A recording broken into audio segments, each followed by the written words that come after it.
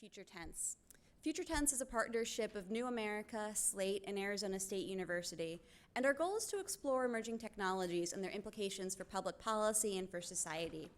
We do this in two ways. We have a channel on Slate where we add daily commentary and news about technology, and we like to get together in real life with live events here in Washington and in New York. We actually have two upcoming events that you might be interested in. On October 5th, we'll be discussing World Without Mind, the Existential Threat of Big Tech, which is by Franklin Foer. That'll start at 6 p.m. And on Tuesday, October 17th, we'll have a conversation with journalist Liza Mundy about her new book, Code Girls, which explores the secret history of female code breakers during World War II. A couple more quick housekeeping notes. Please silence your cell phones. That was in my notes before that cell phone, for the record. Also, this event is streaming live on the New America website, so when we get to the Q&A, please wait until the microphone comes to you to ask a question. Otherwise, people watching online won't be able to hear it. So we're here today to talk about mental health and tech. And like many of you, I'm sure, finding ways to improve our mental health care system is a very personal issue for me. My mother suffered through much of her adult life from poorly controlled bipolar disorder. And for a very long time, or over the course of the years, I developed a kind of kludgy system to try to monitor her mental health myself. So I looked for emails sent at strange hours. I looked for rambling run-on sentences and weird punctuation. I took note of her voicemails. Was she sort of quick and breezy, or did she ramble on for 3 minutes about something I couldn't quite follow? But maybe the best indicator for me of her mental health was Netflix. So I could tell if she was watching a lot of Alien and Angel and plane crash documentaries that we might be in for a bumpy ride. If she repeatedly started a bunch of shows and movies in a row and couldn't commit to something, I knew she was having difficulty focusing. And so those little cues would help me kind of keep on top of things. And if I hadn't heard from her in a couple of days, I would check Netflix. And if I could see that she'd been watching something, I knew she was alive, which was really useful. So my monitoring might have been kludgy and uneven, but it wasn't completely out of line. Today we're here to talk about using technology just for that, to help monitor as well as diagnose and treat mental illness. We're such creatures of habit, particularly when it comes to our personal devices. They can monitor, they notice maybe when the train is just barely starting to go off the rails. Your phone's GPS sensor can tell us whether you've left the house recently. Changes to text patterns could indicate depression or anxiety or even psychosis. And that's just passive data collection. Researchers like those here today are also using virtual reality to help treat people with PTSD and with phobias. Technology also offers patients new ways to stay in touch with each other and to offer each other peer support, which is crucial for people who might be inclined to retreat into themselves. And while this is all very exciting, it's also, as many of you know, extremely preliminary. And particularly when it comes to data collection, there are enormous privacy concerns. So today we'll discuss what is actually possible when it comes to using tech to treat and diagnose mental health problems. So let's get started with our first conversation. Speakers, when I say your name, please join me on the stage. So first we have David Dobbs, who is an award-winning journalist whom I've been editing for about 10 years now, who writes features and essays on blindness, transplants, neuroscience, and mental health. He's written for National Geographic, the New York Times, and for Slate, and recently wrote about mental health and tech for The Atlantic and for Pacific Standard, a piece that comes out on Tuesday, I believe. John Taurus is the co-director of the Digital Psychiatry program at Beth Israel Deaconess Medical Center, where he's also a staff psychiatrist and clinical informatics fellow. He serves as editor-in-chief for the leading academic journal on tech and mental health and leads the APA's work group on the evaluation of smartphone apps. And then we have Stephen Chan, who is UC San Francisco's inaugural clinical informatics fellow and an actively practicing physician in psychiatry and behavioral sciences, specializing in mood, anxiety, PTSD, attention, and psychotic disorders. He also researches in the areas of digital mental health and applications for cultural psychiatry and underserved minority health. He also designed and developed interactive voice interfaces at Microsoft, which is pretty cool.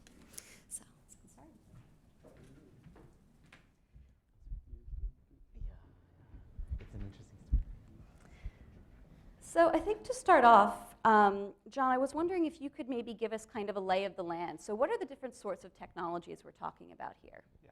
So I think it's wonderful to be here, and I said to all of you online, hello. I said I think mental health technology is a really exciting space right now. There's so much happening, and there's so much potential. And I think it's always interesting to say what's possible, where are we now, and how are we getting there? So I think without ranting for a couple days and going on and on, I think we're at a point now where a lot of people have smartphones, wearables, different sensors. I said not everyone. Some people are still excluded. They may not have technology. But we're getting to a point where as a society, people have access to these phones and sensors. And because of that, we can collect a lot of information very easily now. I said we can send surveys about mental health on phones. The phones, by virtue of being phones, can collect a lot of information about where we are, who we call, how we use them, who are nearby. I'm not going to talk about virtual reality because we have an expert speaker who's going to talk about all those, but we can certainly do a lot of things that may augment or improve mental health. And I think, but we're at the early stage that we're now collecting all this digital data, we're learning what it means, and we're saying, here's what we've been doing before, it may be working well or not, but we have all this new data, all these new things. How do they really work? What works well? What doesn't work well? What's safe? What's effective? What doesn't work well? And I think I'll just say, just because we can collect all this digital data doesn't inherently mean it's going to be valuable in itself. It has to be proven. Just like we can collect entire genetic code today, you can know every gene in my sequence, and it doesn't mean that you know who I am. It doesn't mean you know my personality. It doesn't mean my predilection to mental illness. Having information is a great first start, but now we have to do our due diligence and kind of say, what does it mean? How should we use it? And what are the best ways? So that's my fast summary. And so what different kinds of technologies are we talking about here? So the apps to diagnose. Yeah, can you tell us a little bit about that? So at least the way I try to break it up is we can kind of make two artificial buckets, but apps are working more on the diagnostic and monitoring side, and apps and technology working more on the therapeutic and intervention side. If we're looking at the diagnostic and monitoring side, thinking of just the smartphones, you can almost think of three use cases. The first could be we're sending surveys, so active data. You have to actively respond to that survey. If you don't take that survey, there's no response.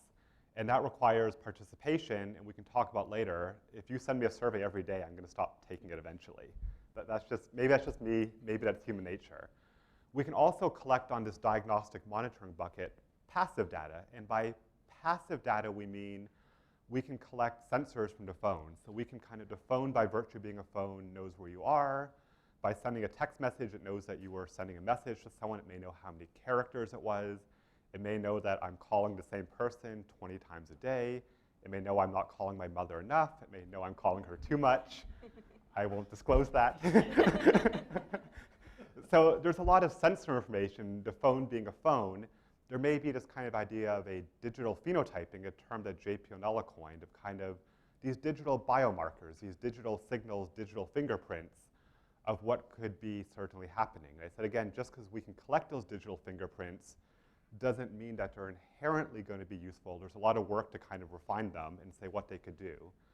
We can certainly talk about now in the therapeutic bucket, even just, as I said, looking at smartphone apps, there's a lot of different things that technology can do, from helping scheduling appointments to medication reminders to offering augmented forms of therapy, offering cognitive behavioral therapy on a phone.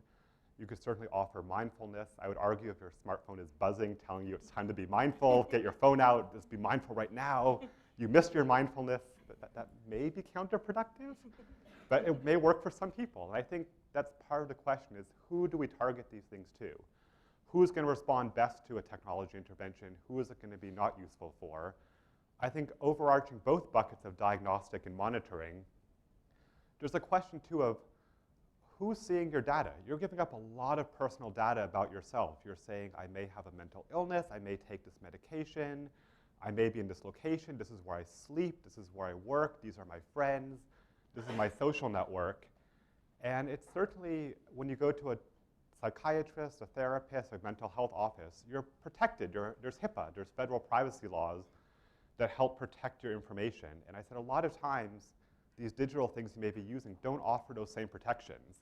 It looks like healthcare, but it's actually in a different bucket. There's less federal regulations, there's less protection. So in using these services, what are you giving up? And sometimes I tell patients, or the price of a free app may be your personal mental health information. And that's not a judgment whether you should use it or not, but you should at least be aware of what is the contract you're signing. You should be able to make an informed decision about it. So again, there's a lot of great stuff out there. What you're giving up to use it is certainly unknown. And one project with the American Psychiatric Association that Steve Chan and I do is we've been working on what's a rubric or evaluation to help you make an informed decision about a smartphone app.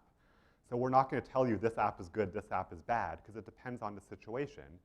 And even if Steve and I could rank every app out there together, if we spent a year looking at all 10,000 apps, by the time we finished, they'd all update. And everything that we ranked for you guys would not be useful. And if just like there's no A+ therapy, you don't say therapy X is the one to do, or you don't say medication Y is the one to do, or exercise plan Z is the best one. These are personal decisions. So it's very hard to kind of say, this app is the app to do. It's dynamic, it's changing, it needs to be personalized. So with the American Psychiatric Association, we've been working to help people think, what are some questions you should ask when you're looking at a new technology can help you make an informed decision? And I said, so we're not going to say, again, use this or not, but just to be aware of what is the privacy and safety, what is the efficacy, what is the evidence behind it, is it usable, is it something you can stick with, is there interoperability, will data get back to the right people, or are you actually fragmenting your care because you're telling one app what your medicines are, one app is doing your therapy, one app is doing appointment reminders, and no one has any idea where your treatment, where your healthcare is heading. So. I really want to get back to the question about privacy and security because I think that's an important one. But I'm also glad that you mentioned how personal this is and how things that are designed for one person might not work for somebody else. And Steve, I know you've been involved with thinking about how these apps are designed and bringing patients into the process. Could you talk a little bit about that? Yeah. So one of the things that's really, really interesting about having technology in mental health is that it really increases access to so many people. When I trained in Sacramento, Sacramento is the capital of California, and they had all sorts of ethnic variety of folks. I worked at a Pan-Asian clinic where we had so many different languages: Hmong, Vietnamese, Laotian, Cambodian, Chinese, etc. And having, what we noticed was that just having the ability to access mental health has been a challenge for them. We'd have to manually drive out to take folks out to outings, take folks out to their appointments. And so designing interventions that works with not just their ability to use smartphones, but also their culture and their language, and understanding those aspects is important. So part of the American Psychiatric Association criteria is, how usable are these technologies? Because as John alluded to, you can have surveys and bug people with surveys, but then they won't want to come back and use those applications. Similar thing with virtual reality is my understanding is that if it causes some dizziness or vertigo as well, then people are less likely to use it.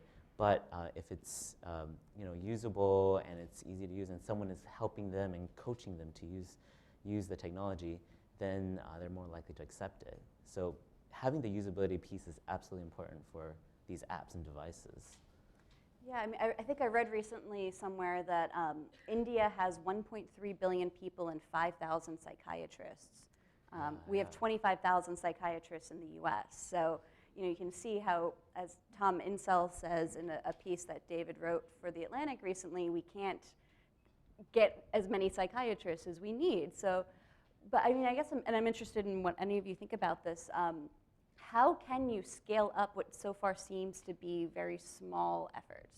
Yeah, with you mentioned with India specifically the shortage of mental health professionals, and we see this in the developing world. There was an article in Health Affairs a few years ago that said that the ratio of smartphones to mental health professionals is quite high, and so could we use those smartphones as a way to deliver therapeutics?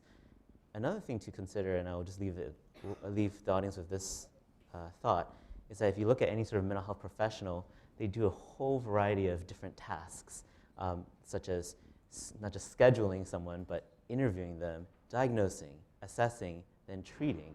Can you split those tasks up and have other folks do different pieces, such as the education part? Could you, say, use an application or some sort of website that delivers that education for them or gives them homework too? So splitting that up can potentially make more efficient use of a limited resource, which is the mental health professional.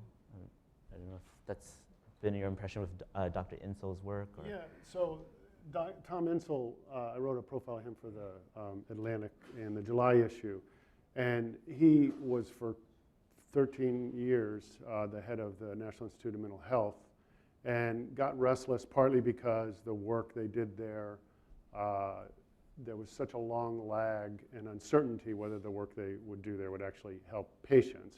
He gave a talk once, and someone in the room got impatient and said, "You don't get it. Our house is on fire, and you're talking about the chemistry of the paint." And so that helped inspire him to move to Google temporarily, where he headed the mental health team at Verily, which is their health unit, and started to plan out and start to build out a mental health effort there based on collecting smartphone technology and then trying to figure out how they might use that to help patients. So one model he used was, this was started by a woman named Danielle Schlosser at UCSF, now at Verily, and it was a program, an app called Prime, and it was for people who had had first psychotic episodes. And there were about 50 people in the group, and at any given time, 2 or 3, sometimes more, professionals, not all of them therapists, but different levels. And the idea was that this group would give these people a safe place, private but open, if you will, where they could share with peers. And I think one thing that's easy to overlook the potential of here is the power of the smartphone simply to connect people who are suffering from a given mental problem or challenge together so that they can compare notes. This is a tremendous value to people who have had psychosis, because the first thing that happens when you become psychotic is your entire social network falls apart in about 10 minutes. So I saw this at work there, and it worked in a very interesting way. They had one example where a guy who wouldn't have spoken up ordinarily, he said, spoke up in this group because it was safe. He was feeling a little different. They ran some algorithms to look at whether his syntax in his texts were changing. They were, and they upped his medication, and he stabilized. Now, no control, maybe he would have stabilized anyway, but this is one model of how it would work. Fairly low labor costs from the psychiatrist there, right? He didn't need a psychiatrist to do all that. He kind of brought it himself. And another instance where I've talked to someone where this worked was a woman named Nev Jones, who is in the story that's coming out next week that I wrote for Pacific Standard, who was a grad student in philosophy when she had her first psychotic episode. One thing after another was bungled, and she went to hell and came back out. But part of what got her back out was with a simple Google group on her own. She built a network of other academics who had had psychotic episodes. And some were undergrads, some were grad students, postdocs, and some were professors. And simply by connecting to other people who were doing what she wanted to do, this was a tremendous boost to her, and she credits it, along with a really good therapist and a good psychiatrist, with helping her get out of the well. I think this points to the idea that these are packages, these are kind of broader interventions than just technology, or certainly technology in this case is a useful mediator, but even in Prime that they developed, if you look, it's people supporting it. I said you can't just kind of buy, the app itself is just an app, it's a piece of code or technology. It's the fact that there's people behind it, it's connecting people, that's what's different. I think so in some ways you say, well, is this going to be cost effective? It's hard to know because what if we need now more people to support this, to monitor it? So I said, is the question, are we just kind of, we know that human connection, one-on-one talking, these are helpful things for mental health, for all of health. And are we using technology in this case to kind of just facilitate connections happening, which is a good thing? Is that going to be a scalable solution that's going to be cost effective that we can deploy globally? Or is this going to be, we have another layer to kind of connect people to? I think these are questions we're learning. We don't have the answer to. And at Verily, they see it very much that way, that this is a small experiment to a feasibility thing. And before everyone or anyone rushes off to try to sign up for Prime, I should say, it's not even beta, it's alpha. It's a research project. So it's, it's not open, as it were. It's an experiment. Yeah, I'm really interested in the fact that Google, and I think in your piece you say that 5 to 10 companies in Silicon Valley are involved with this space in some way. At least that, and probably might be even more since I closed the story. Right. So, I mean, is that something that we should be sort of excited about, or is it something we should maybe be a little trepidatious about? We've seen Silicon Valley likes to move fast and break things, but when things are people's minds, that can be a little bit scary. I think all the above. My take on this, having written about it from several different angles and been around the mental health world actually all my life, because my mother was a psychiatrist. No jokes, please. You're in a safe space here. Yeah, there's tremendous potential here for good and tremendous potential to really screw things up, because we've talked about some of the good this can do. It's got huge challenges. How do you scale? Let's say Prime was perfect. Still, how do you scale it up? It's 50 patients, half a dozen people at least running it. How do you scale that up? But there's the sort of bomb we can't overlook here is the privacy issue, which I wrote a piece for Slate that was out, Tuesday? Mm-hmm. That was only 2 days ago, about how bad the firewalls around our medical information are. There were 112 million patient records leaked last year by insurance companies, breaches, a lot of them hacks, trying to get the data to do as a ransom, to ransom them or other means. And about an equal number in 2016 and 2015, over 100 million. This is an Equifax scale leak of medical information occurring every year already. So, and this is from places that, some of them, the health insurance companies, that are ruled by HIPAA. This new sector, it's unclear where HIPAA applies and where it doesn't. John did a wonderful study just of dementia apps, hardly any privacy strictures on those. And it seems to me this stuff is so explosive. There can't be, I mean, the blowback, it could cripple the thing before it got started, and it would be irresponsible not to have it ready. So what our team did is with Ipsit, Vahia, and Lisa Rosenfeld is we actually took all of the top dementia apps on the commercial marketplaces and we printed out those privacy policies. And we actually read all the privacy policies to see what information are people giving up their rights to when they're using apps that are collecting personal health information about dementia. And you can imagine some of dementia may have a difficult time in the first place understanding a privacy policy, but in some ways it didn't matter because over half the apps had no privacy policy. So the companies that were making these apps didn't even bother to put out a signpost and say, here's how we're using your data. Of the less than half that even offered a privacy policy to tell you what's happening to your dementia data, most of them didn't offer very protections that people would want to know. And you almost say, if we can't put out good signposts that tell people what's happening to your data, that's not a good place to start. I said healthcare, especially mental health, is based on transparency and trust. You can tell and disclose very sensitive things that you wouldn't tell to other people. If we're now operating in a world where we're trying to hide the fact that information is being collected about you, we're not even going to tell you what's going to happen to your data, that's not the foundation to build this on. And I said if we do build this on a foundation of not telling you we're collecting your health information, marketing it, selling it, people aren't going to be honest with these devices. People aren't going to use them how we want, and it's not going to be helpful. So I think we're at a very, very early stage in terms of that, and I think we'll note that it feels really maturing when we see that we're having honest conversations about what information about you are we collecting, where is it going, who is it seeing, how do you have access to your own information. It shouldn't be that someone's collecting it and selling it and making money because you have a mental illness. So to what extent are apps in this space actually regulated by the FDA right now?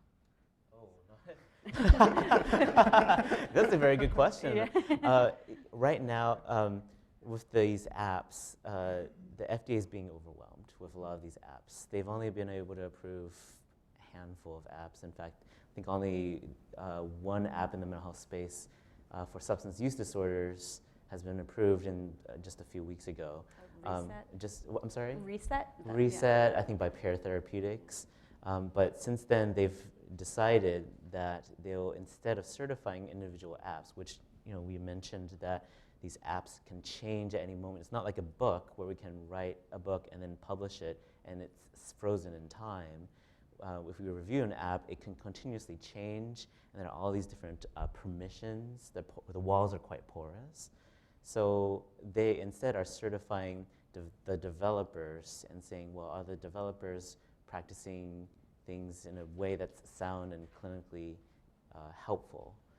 And I think that their mentality is that with these apps, that they're low risk, they're not diagnosing something that they deem as acute or critical like an EKG would.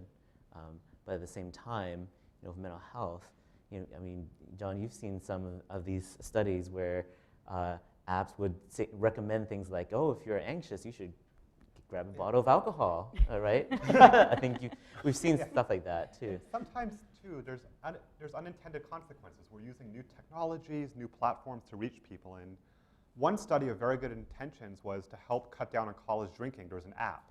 And they would have students say how much they drank, and the app would then say, you've reached your limit for today, you should cut back. And that makes sense. And then they went back and said, what's happening? What's actually happening that we released this app on college? And they said, people are drinking more. And they said, but the whole point was to tell people you've reached your limit. And they found that people had turned the app into a game. And the idea is who would get the highest score on campus for drinking the most. So again, a wonderful idea for using technology. In that case, it didn't work out. But certainly having a wonderful idea is a first step, and we should explore them. And this was in a study. They were able to stop it very quickly. But I said certainly before we're rolling these things out on a national, global population level, just because it sounds good or it's a good idea, we have to say what's going to happen? What are the unintended consequences? So in a minute, we'll move on to audience questions, but I wanted to ask one more thing first. What is a digital placebo, and what does it have to do with what we're talking about here? So a digital placebo is one of my favorite terms that no one else in the world seems to love as much as I do.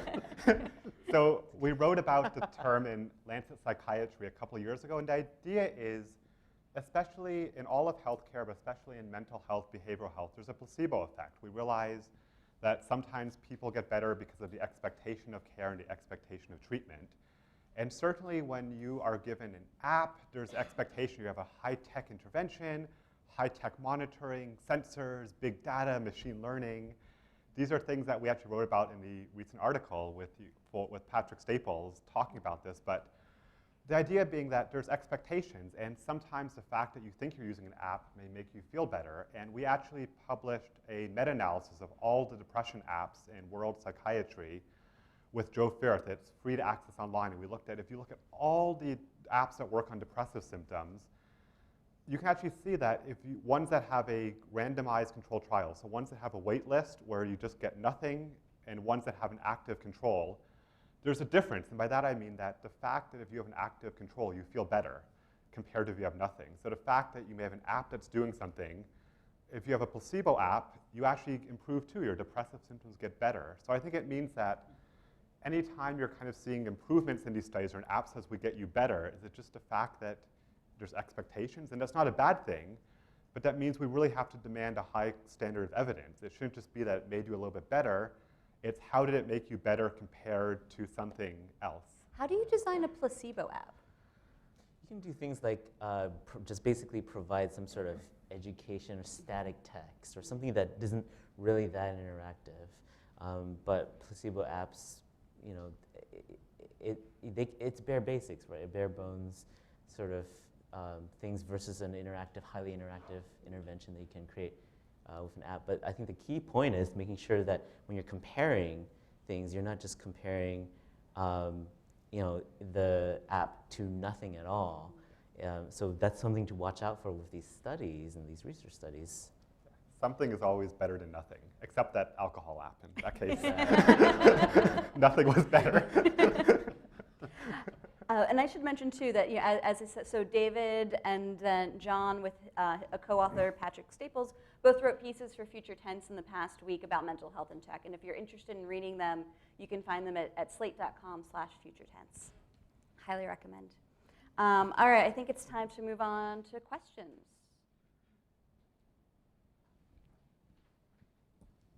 Hi, my name is Lucia Savage, and not only am I a privacy expert, but my mother was also bipolar.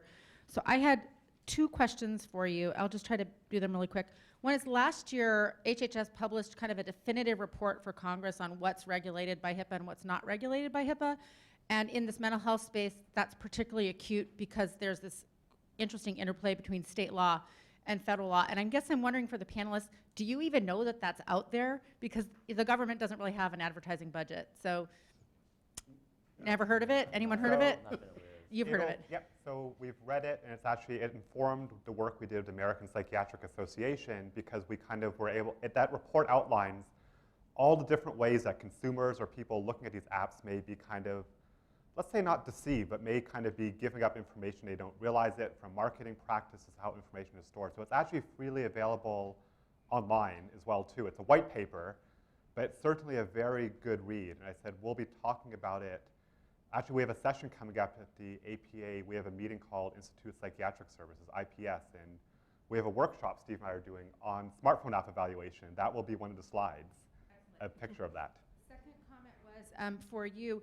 You know, AMA has this new consortia, Exertia, where they're evaluating the efficacy of apps, and there's kind of a little bit of a privacy and security piece. Is the APA work integrated with that at all, or is it sort of parallel?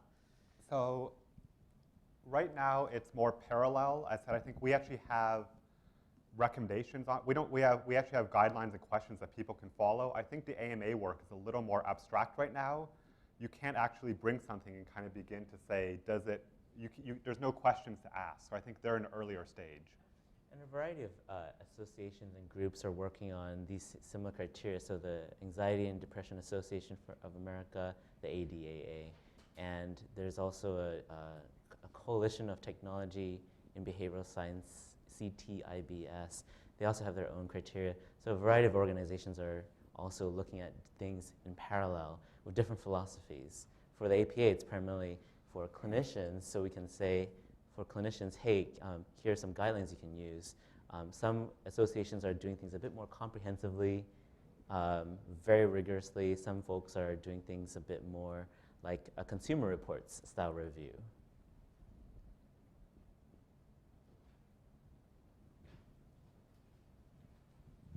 Hi, thank you very much. I'm Kara Smyrick, and my question is about the inclusion of people with lived experience of mental health conditions as part of teams that create the apps. So what I've heard a lot and read a lot is that the apps are created by providers or others and then pushed out to the consumer world, but there's no involvement of the actual consumer, the end user, in the app. So that's one question, because your panel doesn't happen to have anybody who identified as a person with lived experience, but thank you for bringing up Nev Jones. So that's one of my questions. And then the other question was about how to educate both consumers and families and the public about those privacy issues and where to look for those privacy issues so that when they're signing up for these great technologies or these technologies maybe not so great, how do they know exactly to look for that first one thing is a privacy thing? You know, the involvement of people who are actually going to use these apps is actually critical. And I know that there's some groups that are already creating these programs. The National Alliance for Mental Illness, for instance, they have a variety of I know they have at least one app, but using some of those principles from Prime, that they actually would create it. They have an app called Air where they have like a mini social network, and you can actually post anonymous messages and get virtual hugs, and not just the likes that you'd usually get in Facebook. And I believe the Depression and Bipolar Support Alliance has also created apps as well. But absolutely essential, I think, too, that we actually we actually try out what we create. I think the point you raised, Karis, is really one of the core issues, because right now people don't stick with these apps. I said people may download it, but just because you download an app doesn't mean you're going to use it more than once. Just because you use it once doesn't mean you're going to come back to it 5 times, 10 times. We want these things to be engaging. I think the lack of people with lived experience has really made that these things aren't as useful. I'm lucky that I'm based out of Beth Israel Deaconess Medical Center, so when we're building our apps that we're using in research, we actually can work with the people that we treat, and I said they're actually some of our harshest critics, so I'll show a screen of the app that we're making, and so people I work with say, I would never use that. They said, completely redesign it or make it this, and we've learned a lot by that process, and I think as we get the voice of more people with lived experience in, these things will become more usable and more effective, but it's a huge barrier and it's a huge problem right now that you bring up. David, do you have thoughts? Yeah, I think this is was it Kara or Karen? Karis, neither, okay, Karis. It's a good question.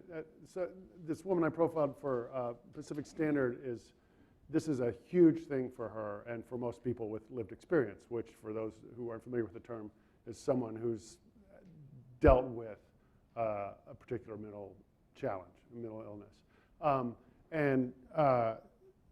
She argues very energetically and effectively that, Neff? Yeah. She's a force. She argues very energetically that active full partner participation by people of lived experience needs to be the de facto state of all research and treatment efforts. And having seen the effect that she has on the efforts, many efforts she's already been involved with in her 4 years of work or so, I can't help but be convinced she's got a real point. So this speaks to something that really needs to be more systemic. But as John was just saying, you can see the effect very quickly if you involve someone and you're designing an app, it's not going to work for them, they'll let you know. And it's good to know these things. I wonder how many of the Silicon Valley efforts are doing this. Exactly. I'm wondering, how do you build awareness and acceptance and credibility for an app? And is an MD going to prescribe an app, or is there another way that a patient discovers that this is available to them? It's kind of, go ahead. So my initial thought was it's kind of like how we would recommend, say, going to a particular group. So if someone had an issue of addiction, I'd say, check out Alcoholics Anonymous, or if you don't like Alcoholics Anonymous, maybe we can find something that would suit you. Maybe there's a book that this kind of perhaps shows my age, but here's a book that could be helpful that you can go on Amazon and read. And I know, and we do this. We'd say, oh, here's a book. So we'd also just try to explore different apps. This is what I would do, and say, would this work for you, or what kind of smartphone do you use, and do you know how to use it on a daily basis? I had a family, gosh, in an inpatient setting, and they were saying, how will we know our grandmother or grandfather would have a relapse and for their illness? And I would say things like, well, check their sleep, check their appetite, if you notice any changes. And then they told me, well, would a Fitbit work? And I said, well, it's not medical grade, but it's helpful. It's one data point. So it's part of the whole package, I think, in terms of what we can suggest and recommend. And I think our first starting point is just, if these apps want to work as medical treatments, medical interventions, they again should respect people's privacy. And if you have half these things don't have privacy policies, that's really a non-starter, or that's taking us down a different route. And I said, so again, the foundation is health, is trust and transparency. I think anything that kind of differentiates itself, saying, here's how we enforce this, here's why you should trust us, here's how we use your data, is a really good start. And I said, you can probably get rid of half the apps out there because they don't even have a privacy policy. I said, so one question, you've got rid of half the space. And if no one actually reads the privacy policy, but though at least it suggests that the company has put thought into it, right? Is that part of it? So I said, they're not, just because they have one doesn't mean it's good. Yeah. I said, it's a screening question only. I said, you can get rid Right. of half of them that haven't even bothered to tell you. Right. Yeah, and part of it would be literacy. It's kind of like when we assess for services. Like if I said, again, with the AA example, oh, you should go to an AA meeting. If they start telling me things like, I can't drive there, I can't get transport or take time off, then we know that's not going to work. If someone says to us, well, I want to use an app, but I don't know how the permissions system works, I don't know how to disable access to my contacts, then I'm a lot more careful about that sort of thing. I think we have, The question was, how do you spread the word? Right.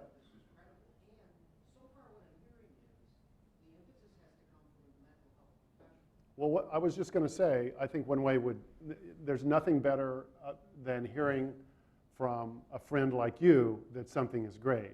So if there can be more ways to get people with lived experience to connect with each other in a society that tends to isolate them horribly, and the sicker they are, the more they get isolated, that would be a win right there. unfortunately, I think we have to stop it there, but thank you so much to our panelists for joining us for this. Thank you so much. So next up, we have a presentation called Virtual Reality, Real Healing from Albert Skip Rizzo. Skip is the director of medical virtual reality at the University of Southern California Institute for Creative Technologies and has research professor appointments with the USC Department of Psychiatry and Behavioral Sciences. He conducts research on the design, development, and evaluation of VR systems for clinical assessment, treatment, and rehabilitation. Okay, thank you. I'm not sure if my mic is working. Yes. Oh, okay. Before the question, how many people have actually tried virtual reality, immersive VR? Oh, okay, about half the room. Well, you're in for a treat, the other half. I brought along a very simple VR headset that runs off a mobile phone. It's called the Samsung Gear VR. I'm not getting paid by Samsung to mention that. And I'm going to pass it around, and you can pass it back and forth. And basically what you have is a spherical video of hanging from a helicopter flying over Iceland, just to give you an idea about the immersive properties of VR. So the way this works, you put it up to your head, and it'll sense that your head is in there. It'll start up, but you'll see a still image. You'll be able to turn your head. And this little touchpad, you just tap it. So you go like this, and now I have the still image. I can look around. But if I go like this, now I'm in a virtual spherical environment hanging from the helicopter. If you get to the end, you'll see a little curved arrow. You align, there's a crosshair. You just point at that, and it'll bring it back to the beginning. So here you go. All right. So with that, do we have slides? Here we go. Here we go. So I'm going to talk a little bit. I've got 15 minutes. I'm going to talk fast, and I've got a lot of video. I'm going to talk about how VR has been applied in the areas of mental health and rehabilitation. Now, this is not a new thing. Everybody's excited about VR because the technology has basically caught up with the vision recently. Great tech advances. But actually, been a ton of work going on since the mid-90s. VR had a period from 91 to 95, I would say, where a lot of excitement, just like today. You know, VR is going to change the world and all that. But it was a little ahead, the vision was a little ahead of its time. The technology was not mature to deliver on that. But there were some things that you could do. And so around 1995, basically, the bottom fell out of VR. It was viewed as a failed technology. But people in mental health and rehabilitation kind of hung in there.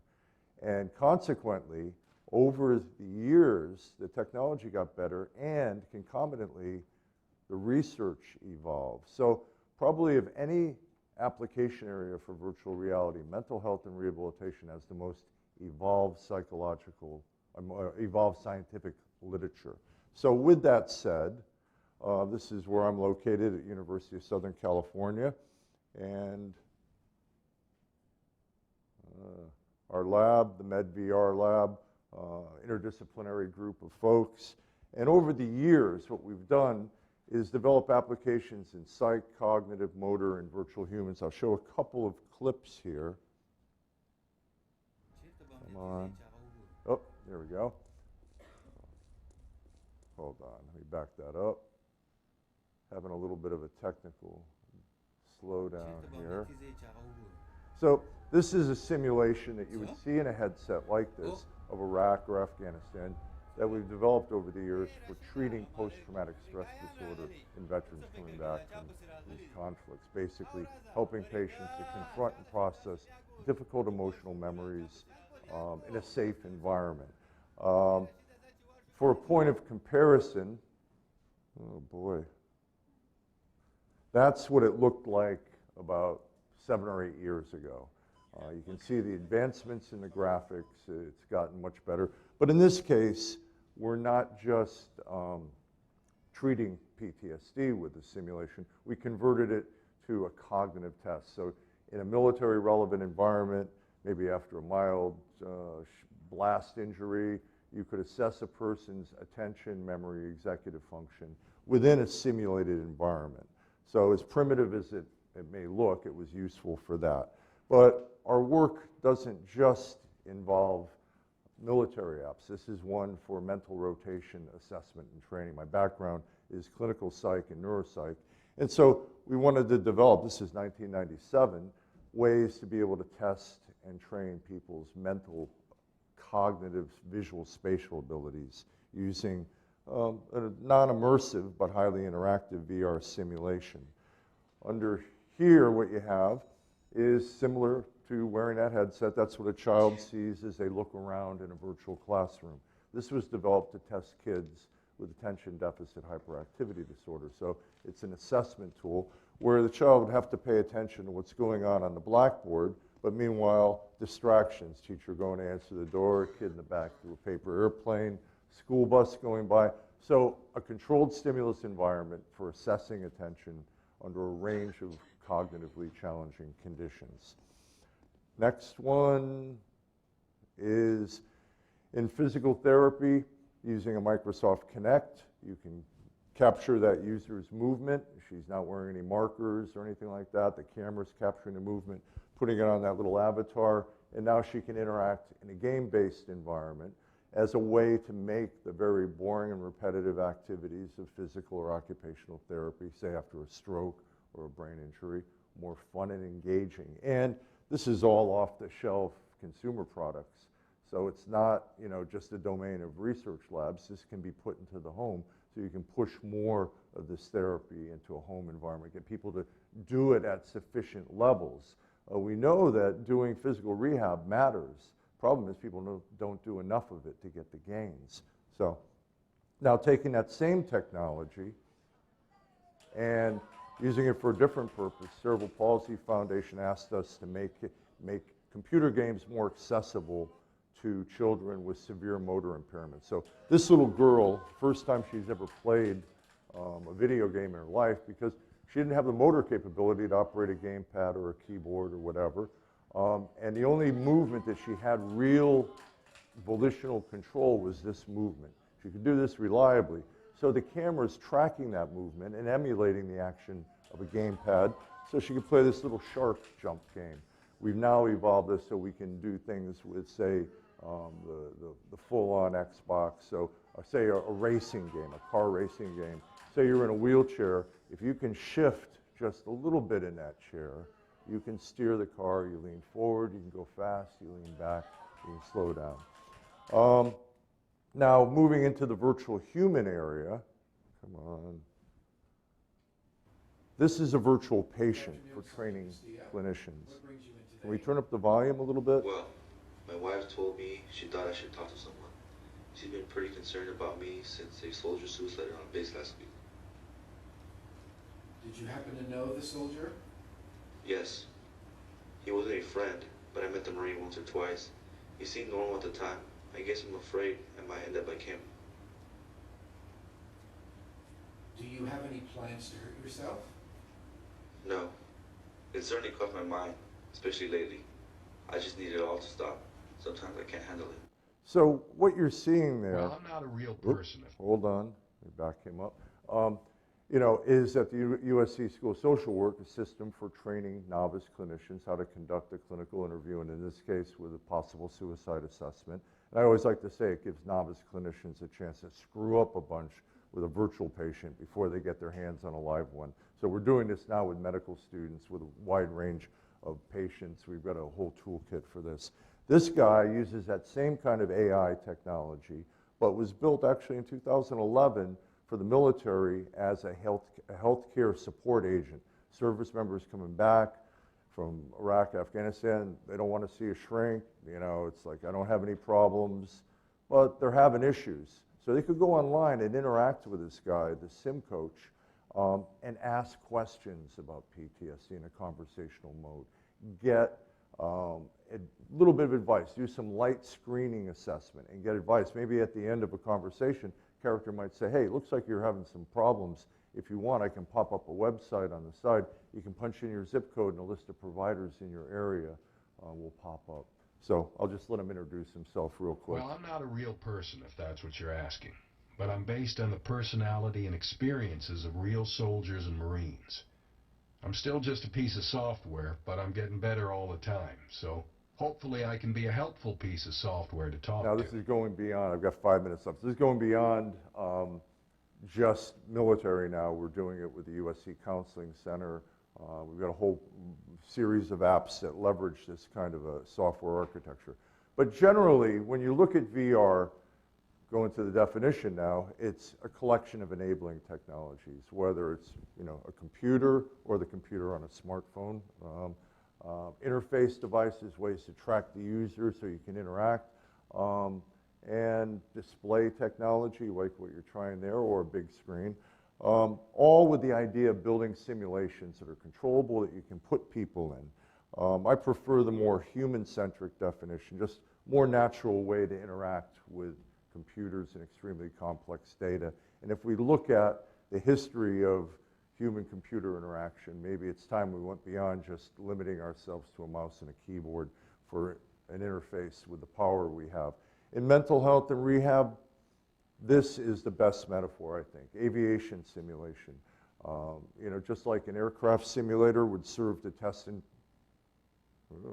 hold on, back that up. Just like an aircraft simulator would serve to test and train piloting ability, we can test, train, treat, and teach human function in controlled stimulus environments, the ultimate Skinner box. When we think about VR, think of the 3 I's: immersion, interactivity, and imagination. You don't always need all 3, but you need at least 2. So, for example, immersion. This is a fellow immersed. You're seeing what he sees as he turns his head in a simulation of an Afghan marketplace. And this is part of an exposure therapy approach. And this is one for physical therapy. Come on. There we go.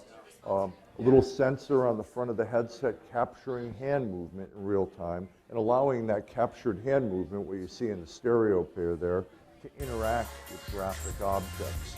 And what we've done now is created a whole series of these upper extremity finger therapy applications, but in game-like contexts where you can see your hand in real time, you can interact with the game content, you can do bimanual coordination, a whole range of applications. I'm going to jump ahead here. You don't need to see the whole thing. Interactivity. You don't always need to be immersed. This is a balance training activity. Imagine an elderly person with a safety harness practicing shifting right to left to drive that penguin down a ski slope, an open source free game, by the way. Lean forward to go faster, lean back to slow down, and do it in a compelling, fun way. It doesn't have to be a penguin. You can catch butterflies. You can do a bunch of stuff. But the idea is She's in the lab. She's not immersed in a virtual world. Not needed. And it doesn't always have to, come on, be on a big screen. If you build something compelling and engaging, you can get people to do fun stuff. 2 minutes, okay. Finally, with interactivity, come on. Here we go. You can interact with virtual humans with various levels of AI. This is an application we developed for the Dan Marino Foundation, focusing on high-functioning people on the autism spectrum for helping them practice job interview skills for getting a job. And we can set, oops, that went ahead here. Oops, sorry about that. You can set these 6 characters in 6 different job environments, and they go through a job interview, and you can set them at different levels of provocativeness. So here's this character, this job, soft touch.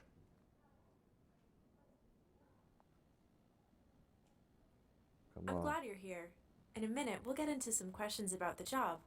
But before we do, why don't you just tell me about yourself? Now, we can take a different character and make it a little harder, different type job setting. This is an entry-level position. I guarantee there will be things you won't like about this job.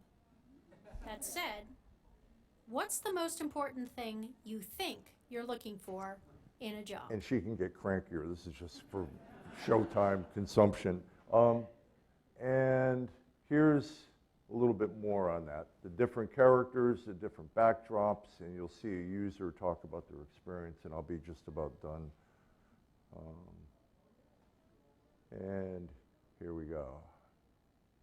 It's a good program, and it teaches you how to do an interview, and it teaches you how to be in an interview situation with another person. And did you see your performance improve? Did you get better? I get better every single time I do it. I get better. So that's recent data from a study with this. So to conclude, in 1994, VR was used for exposure therapy for specific phobias, heights, fear of flying, and so on. It was easy to do. You just have to make more progressively challenging environments, not much interaction. But this is a short list of the areas where VR has shown added value as a tool for assessment, a tool for intervention or treatment, or a tool for scientific study. And I think we have a bright future ahead. So thank you.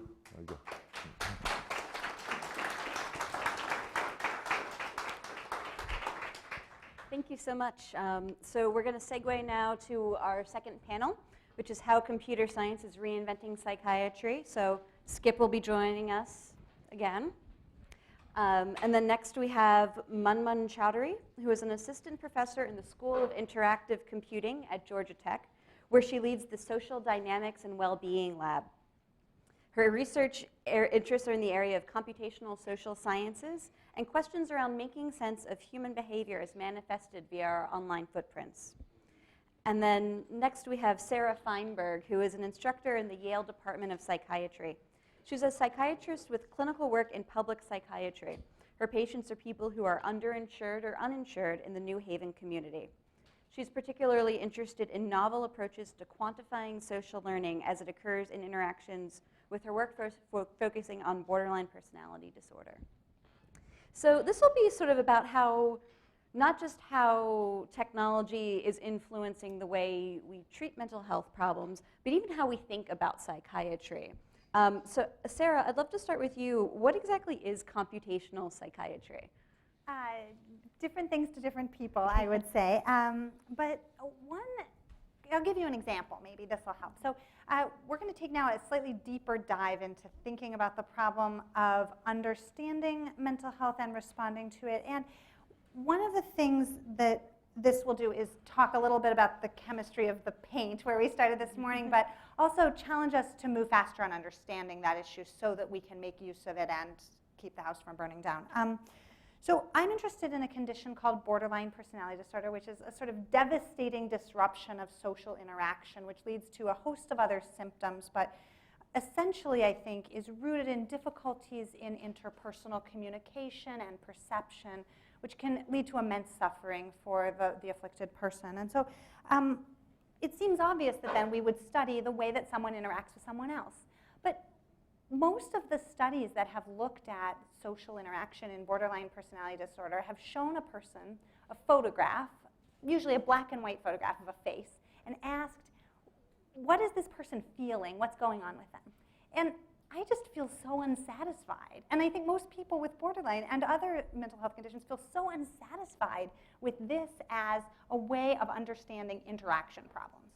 So I've been trying, and I and other people in this field have been trying to move toward thinking about how do we study interaction? So how do we study what happens when you sit down with someone you've never met? And moreover, and importantly, what happens as you get to know that person and you need to decide how much to trust them and for what? And when to change your mind about whether to continue trusting them or trusting them so much. And we're able to use complex games that ask people to interact with other people in specific ways to really see what happens as someone has to go through that process. But this requires a fair amount of technology to be able to interpret these, to set up the experiment, to interpret it. And then my hope is eventually to move it into the real world, to ask what happens when you go out and you actually make friends or try to work or get along with the people at the doctor's office. And these things are essential to having a full life. So that's the kind of thing I'm interested in. But computational psychiatry really refers, I think, more broadly to the use of different kinds of technology, neuroimaging technology, language analytics, and also real-world ecologic data to try to understand mental illness. Munmun, what's your preferred term for the sort of work that you're doing? I think that would be the closest one. I haven't settled on a term for it because I think there's just so many opportunities in this field. But the way I would describe it is kind of bringing in a lot of the advancements that have been happening in the computer science fields, which kind of have been in isolation to a lot of the other possible areas where they can really have an impact, psychiatry being one of it. And thinking about how we can have some of those bear on the challenges, right, starting from diagnosis to understanding to all the way to treatment and intervention, and how at each of these steps we can think about bringing some of these advancements in computation, whether in terms of new kinds of algorithms or whether in terms of new kinds of sources of data, and how that can influence and help with resolving some of these outstanding challenges in psychiatry. So could you give us an example of the sort of projects that you've been working on? Absolutely. My interest has been kind of thinking about people's online social interactions. And I think about that in two different ways, and we touched on that a little bit in the earlier panel, is one way to think about it is as a source of data. So as a source of data, it's a very powerful source, especially for mental illnesses, because the kinds of things that people say and do and the social interactions, all of those are really valuable cues when it comes to understanding or diagnosing somebody's risk or whether they're feeling better or not. So a lot of our research has been kind of on the detection side, thinking about how we can develop new kinds of algorithms that would help us kind of discover these kinds of cues about people's that may relate to people's mental health status, and how we can have them provide insights into people who are likely to be at risk going forward or are at risk, and we want to help them or see how they're doing over a period of time. And the other way I think about these online social interactions is also as kind of what I call community interventions. And one of the nicest things about these platforms is that it provides a mechanism for people to connect with other people.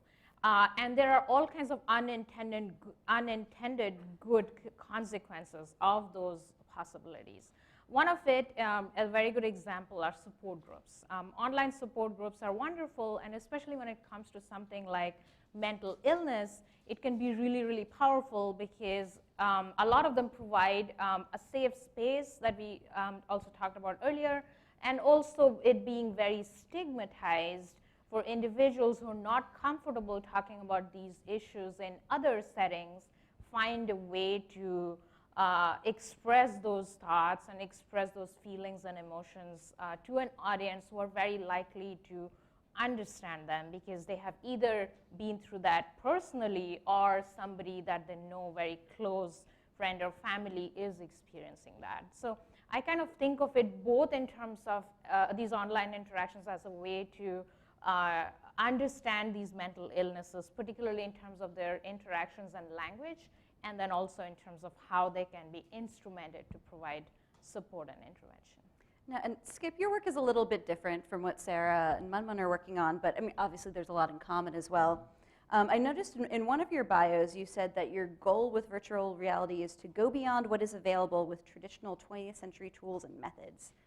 So what exactly are those limits that you've come up against and are trying to beat? The first part of that quote was to drag psychology kicking and screaming into the 21st century. Well, you know, I think the goal here is to add a level of systematic control of stimulus parameters, but to do that within a real world functional environment. So what you said about the photograph, you know, that's exactly what drove me into VR. I was a practitioner in brain injury rehab back in the late 80s, early 90s, and you know, my clients were, you know, after a head injury, trying to recover their memory, attention, so on, working with workbook exercises, paper and pencil stuff that you're asking somebody to do the thing they can't and do it in a boring fashion. And so, you know, that's what spurred on the idea about use game-based stuff, but also put people in immersive environments. As well, what you were mentioning about, you know, reality mining, you know, measuring people's interaction using, you know, advanced data mining, you know, of naturalistic behaviors. Well, this is stuff that, you know, we try to do, but in a simulated context with a virtual human. We find that people interacting with a virtual character, contrary to what you might expect, sometimes feel more comfortable talking to a piece of software. We've actually done controlled studies where you have a person go in and there's a clinical interviewer agent, and you tell one group that it's just software. You're not going to have a human in the loop. The other group is told there's a Wizard of Oz controller driving the avatar in the other room in real time. And you find people feel more comfortable with the AI agent. They talk longer. They answer more questions. They have less ratings of worry about impression management, risk. And they self-disclose more information and reveal more incidents of sadness or sad events. And so we're able to look at not just what they say also, but how they say it, analyze vocal prosody, the hesitancy, if they look down when they get answered. And so there's such a rich amount of data that we can get about a person from these kinds of interactions that may be destigmatizing. People aren't worrying about being judged. They can talk freely. So, I mean, whether you're using VR or you're analyzing online content or interacting with an agent, you know, we have a whole new future ahead. I mean, and it's going to, you know, you think psychology as science only been around 100, 125 years, studying human behavior and interaction in the real world. We're going to need some time now to study human interaction and behavior now in the virtual world, the digital world. Right. You Google all sorts of health symptoms you might be embarrassed to ask your doctor about. Yes. At least I have in my life. So one thing that's interesting about psychiatry is that while it's a science, when it comes to diagnosing someone, there's so much subjectivity. You know, so in some ways, could the big data analytics that you guys are working on help clarify lines between diagnoses or even create new diagnoses? I think there's a possibility that we'll revise our diagnostic nosology. At this point, we have very little underlying reason to think that the categories that we use and adhere to are real in any kind of biological sense, at least. However, it's very important for us to come to a consensus about what's what so that we can talk to each other and do studies that can be replicated. But yes, I'm very hopeful that new approaches to looking at big data will help us figure out categories that are more predictive of what will go on over time and how someone will respond to treatment, and cause us to spend less time dragging people through treatments that are ultimately ineffective. So I can add to that a little bit. I think one of the biggest potential of big data is the idea that it can be, various things can be measured objectively from it, and it can be, those things can be measured in a granularity that is very difficult to do with like survey instruments, which are really good, well validated, and they've been in use for many, many decades now. But then people get tired of doing surveys, and you can't give them surveys very frequently. But they're very important to chalk out that treatment plan. So how do we do it?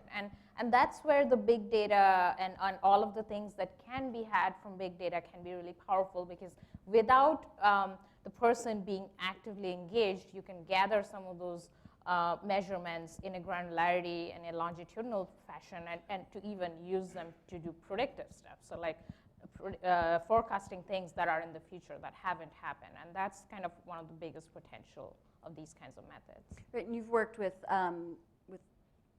tracking people who are postpartum, for instance, right? Mm-hmm. Yes. And so how has that sort of worked in your approach? Yeah, so we were really surprised in a positive way to see that if you were just looking at the Facebook data of pregnant women over their course of pregnancy, you can build a predictive model by looking at those language markers and other measures of interaction and predict whether they are likely to be at risk of postpartum depression before it even happens to them. So like you didn't have to even wait for the onset of the condition, and you could make a prediction with pretty good confidence before that. And I think these kinds of more proactive approaches to mental health are going to be really helpful for us going forward. I mean, I know Facebook and Twitter, for instance, have tried to look into ways to use algorithms to perhaps flag people who might be at risk of suicide. I know of someone who was once flagged as a potential suicide risk by peers and then was very upset when Facebook told her someone had done that. I mean, how do you approach someone and say, my algorithm is telling me that you might be at risk of postpartum depression? Is the prediction sort of hard to communicate to potential patients? Very hard, and it raises lots of, we talked about privacy a little bit earlier. I think it raises ethical questions when you have these algorithms making these inferences, which typically are made by therapists and clinicians. So I think these are the nuances that we need to think about. Like now that we have shown some feasibility, like some proof of concept projects across the board that these things are possible, how do you actually take them and help people? In my opinion, I think in the near future, the most benefit we are going to get is probably to empower the clinicians and therapists with these algorithms instead of other entities engaging with people directly with those inferences. So, we talked a little bit on the last panel about scalability. So in your wildest dreams, are these algorithms something that Facebook would run themselves, or Twitter and other social networks would run, or would they only be responsive to clinicians, or should Twitter be hiring clinicians? Like, can we actually get VR in almost every setting? How do we sort of take this research and make it more widely available? We'll start with Skip and VR maybe. Well, I think we're at the very beginning stages, but there's been a little bit of a backlash against some of this stuff recently, and some of it's well-informed, some of it's neo-Ludditism, I think. But our behavior in these social media settings are always being monitored, and we're being pitched products. Why not be pitched the product of mental health? So with I think you're referring to Chris Pullen's work with the suicide stuff on Facebook. Well, maybe you don't send the person a warning message. You're going to commit suicide. Run to your shrink. Maybe some of the ads that pop up are about self-help or providing options that, under the radar, give the person a message that there's hope. So, I think the key one of the keys in understanding how this stuff can work is, and I think you alluded to it, we're not using these things for decision making. We're using it for decision support. So a clinician gets this extra information that they wouldn't be privy to just from talking to the person for an hour once a week. They're getting additive information, and any good diagnosis and guidance for treatment involves multiple strands of evidence that inform your clinical decision making. So this is stuff that's not going to replace a clinician. It's going to help us to do our jobs better with better information. And I think that, the problem is with, doing online, there's got to be money involved. Who's going to make money on it and all that? Are we a more noble society that puts this stuff in because Zuckerberg believes it's going to have a healthier population and sell more product? I think it will happen, but it's going to be an incremental thing, and there'll be missteps along the way. Sarah? Well, I think that when you make this point about decision versus decision support, especially around suicide assessment and prediction, I think it's important to actually underline the point about how little success we have in predicting suicide attempts and suicide completion, and how very much we'd like to get better at that. And so I think that, at this point, I think most clinicians have a no better than chance prediction rate. And so we're doing badly. And we need to get much, much better at this. And I think we're trying a variety of approaches, but any little help that was data-based and effective would be an enormous benefit to clinician-patient efforts to collaborate on preventing self-harm. Any thoughts, Manman?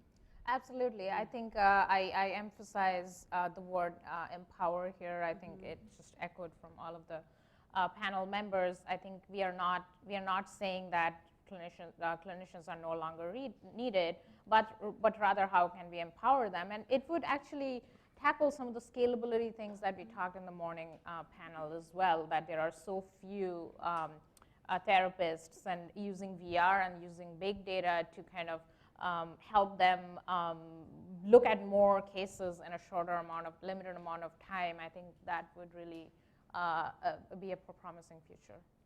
So one question on a sort of separate subject is something that John wrote about in his Slate piece a bit, which is that a lot of the research here involves recruiting research participants from things like Mechanical Turk. Is that a limit to this? Like, is there a way to expand the pool of participants beyond Mechanical Turk? I'm excited to be able to get people to Mechanical Turk. So yes, I hope so. And also I think that if we want to do a behavioral study of people with a mental health condition and some controls in the lab, depending on resources, it could take us several years to collect a minimal size sample. I recently had an experience where I replicated a minimal-sized human sample, and I'd very much enjoyed meeting each of those people, and I really felt I'd had an interaction with them. But then I tried the study on Mechanical Turk, and I was able to, in 3 months, collect 3,000 people.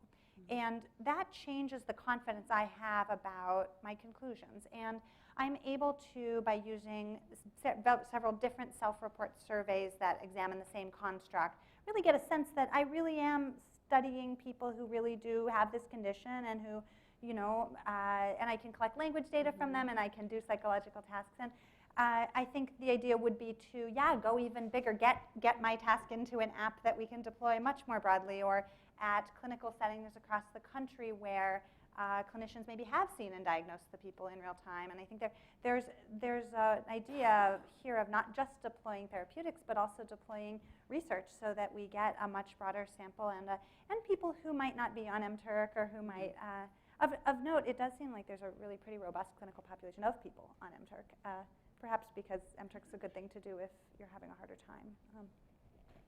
I don't know, what do you think about broadening? I think mTurk is already a huge step forward. Yeah, I'm sorry, does everyone know what Mechanical Turk is? I glossed past that.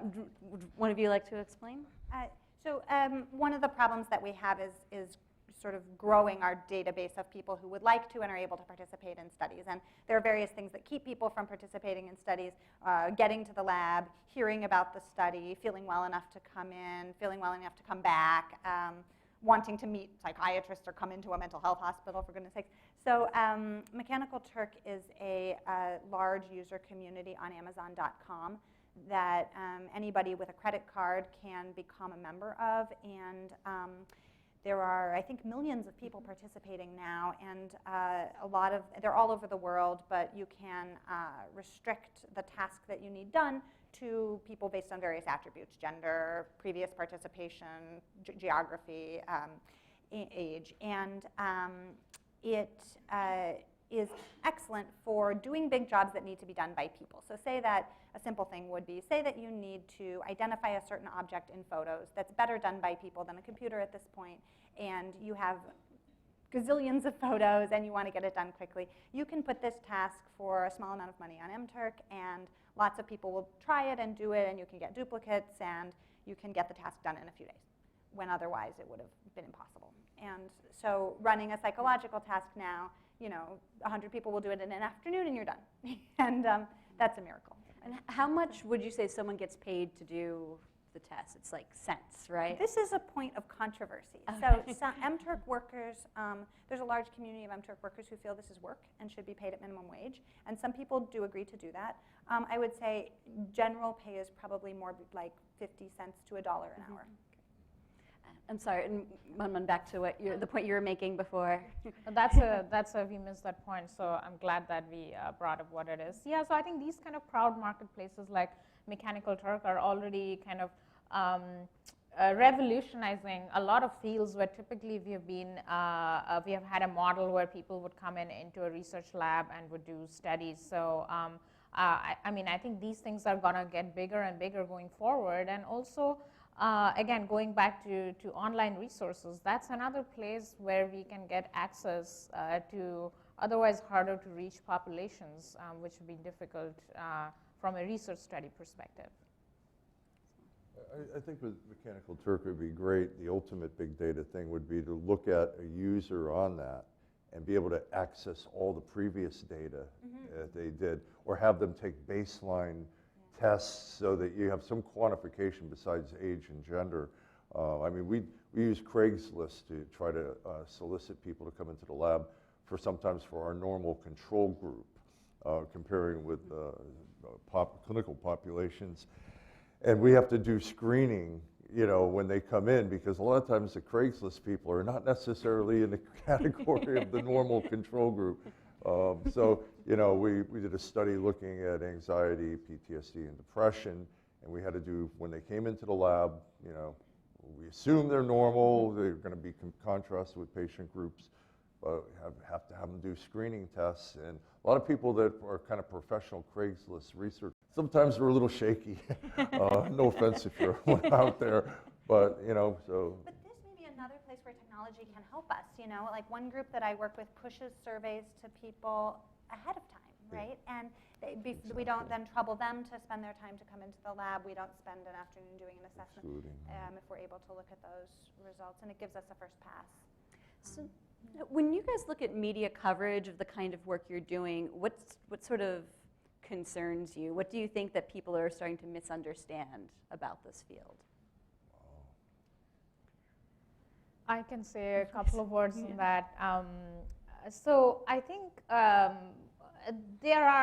you can interpret that in two different ways.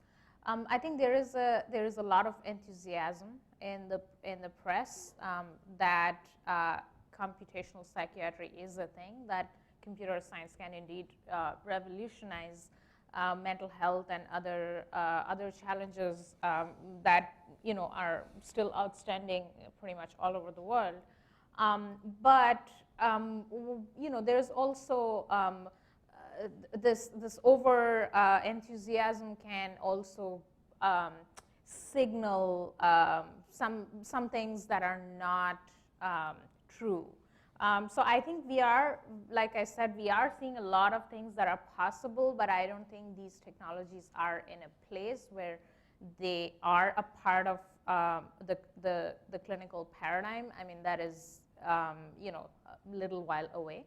And before we reach there, one of the things that I always think that I wish we were a little bit careful in terms of the kinds of stories that we are sharing with the broader world.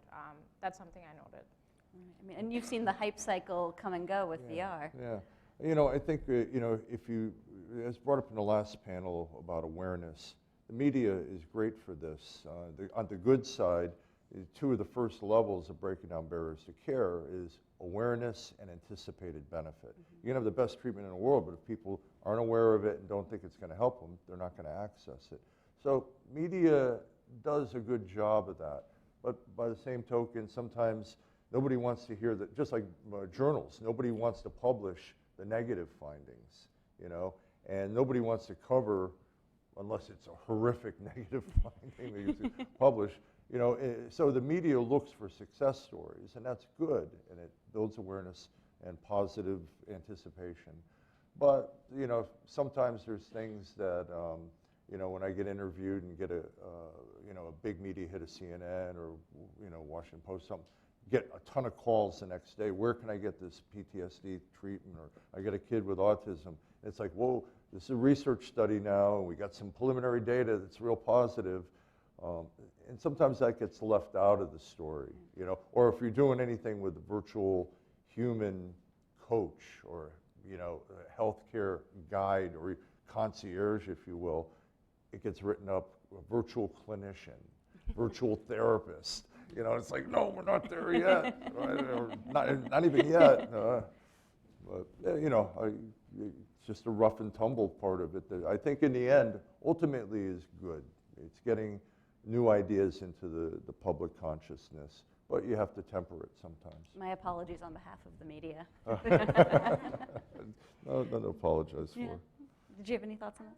Well, yeah, I guess I was musing a little bit about our discussion earlier about stigma and peer support, and I think that technology has been really, really important, and I agree with what's been said already about the importance of sort of bolstering and even creating new peer support communities across the mental health community. And I sometimes wonder if the complexity of thinking about how to be in the world as a person with mental health challenges or to be a provider and sort of think about a comprehensive treatment plan that takes into account questions about peer support, questions about expertise, questions about medication, questions about therapy. I wonder if that complexity can get lost as we sort of jump on the bandwagon about a new medication or a new chatbot or a new peer support approach. And I sometimes think that what I would really like to see is more conversation about how we can.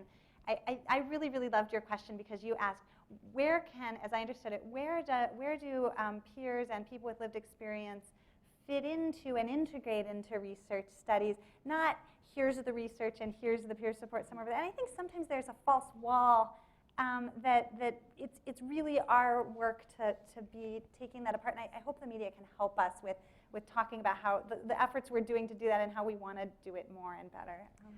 And that's a great segue into questions. Does anyone have questions? Thank you all so much. This has been really terrific.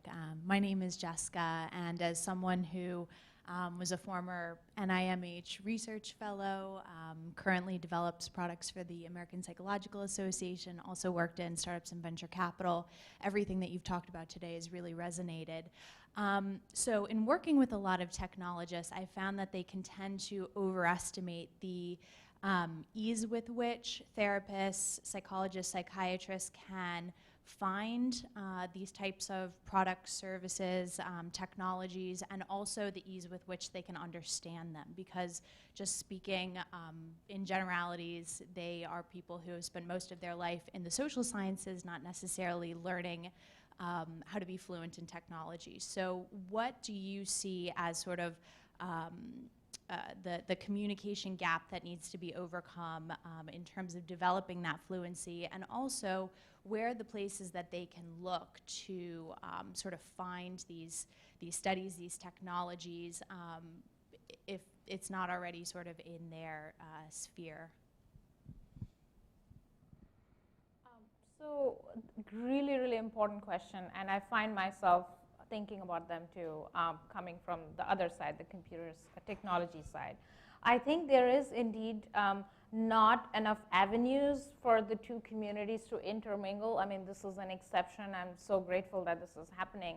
We need more events like this, more gatherings like this, where the communities can come together and exchange notes and whatnot. But at the same time, I think even from there is a research angle to it too. So a lot of the algorithms or the language analytic tools that are developed are kind of fairly opaque to anybody who is not an expert in those things. And usually that is fine, but we are talking about a context in which the therapists or even the patients, talking about empowering the patients themselves, they need to know how these things work, because they need to know how is it this algorithm is inferring, looking at these patterns in my language or looking at the way I behave, how is it that it's coming up with these estimates? And currently there is very little that we can do to help them through these questions. So I think an important research area, which is kind of emerging in somewhere else, but I think that's relevant here also,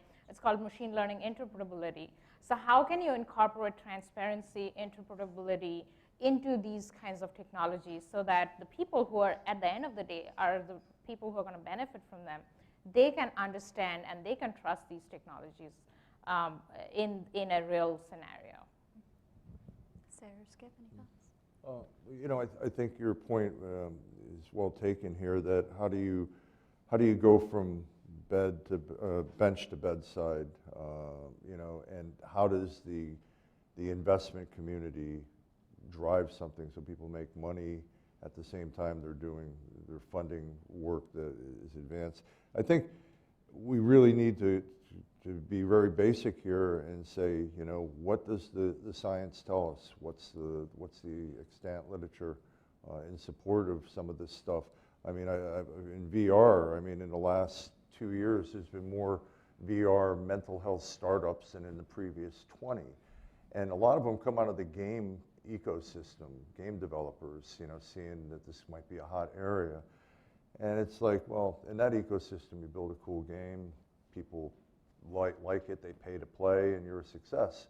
When you're building apps or VR environments or whatever with technology, you got to appeal to a higher standard.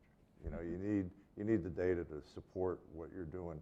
And I think that's where the app area ran into a lot of trouble. People just came up, oh, mindfulness, oh, cure your depression. I mean, it's like, you know, the digital Barnes & Noble self-help section, you know.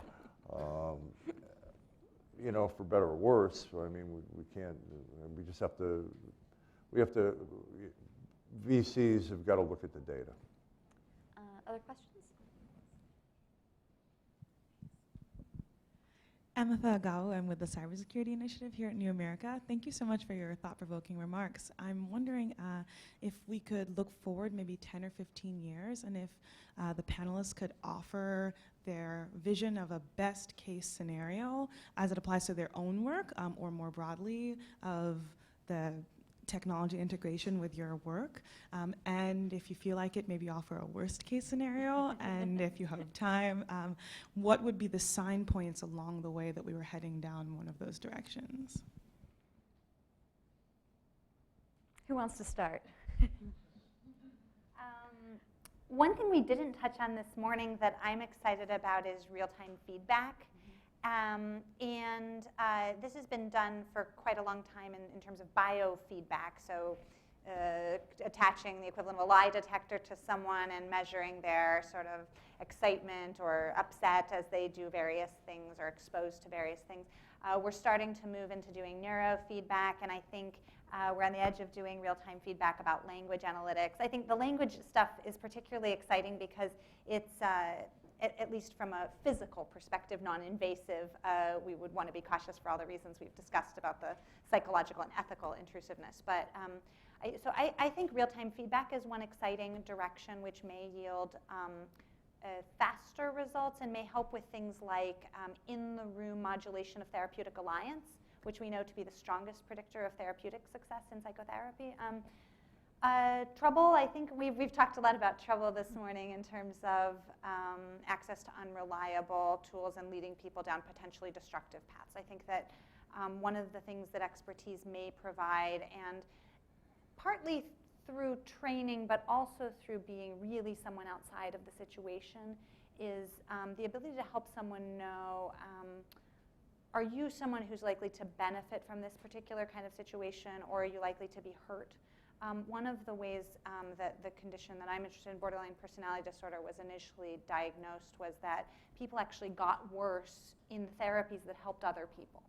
And so I think it is important to be clear, all mental health problems aren't made alike, just as all people aren't made alike. And we want to be attentive to individuals, but also the specifics of a situation. And I think one worry I have is people self-diagnosing or diagnosing with their friends and maybe being exposed to treatments that may not be right for them and may actually lead them to a lot of expense or emotional hurt as they try to engage.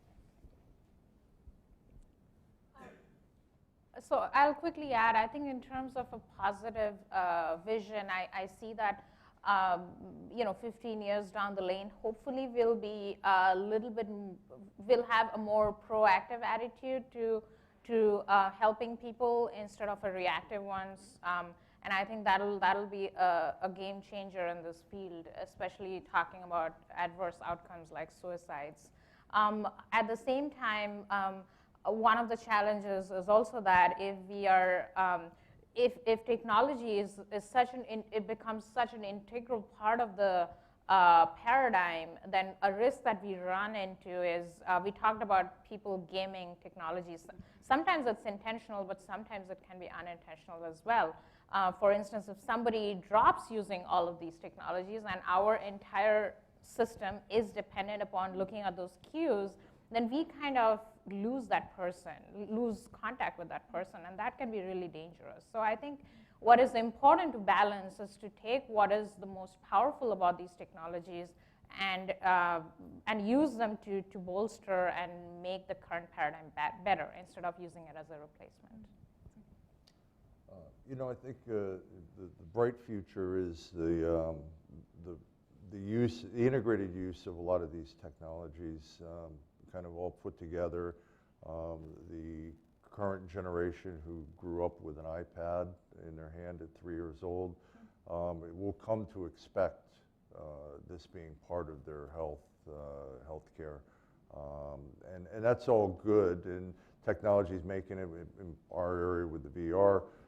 These things eventually are going to be like toasters. Everyone's going to have a VR system in their home. Might not use it every day, but you got it there. So there'll be widespread access. There'll be integration of the AI, the online behavior analysis, tracking behavior. All these things come together.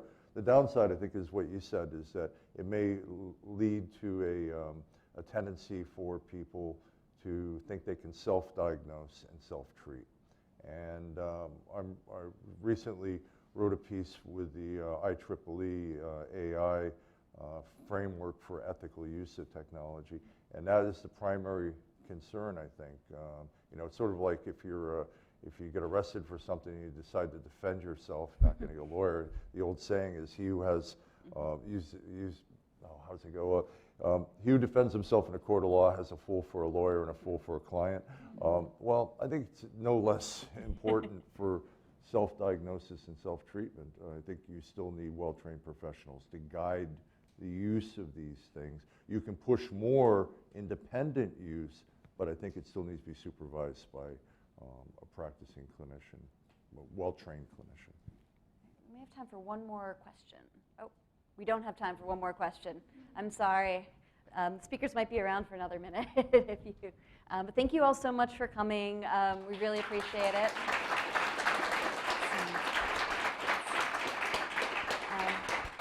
If you're interested in our upcoming events, please visit the New America website where you can register and follow us on Twitter at Future Tense Now. Thank you so much.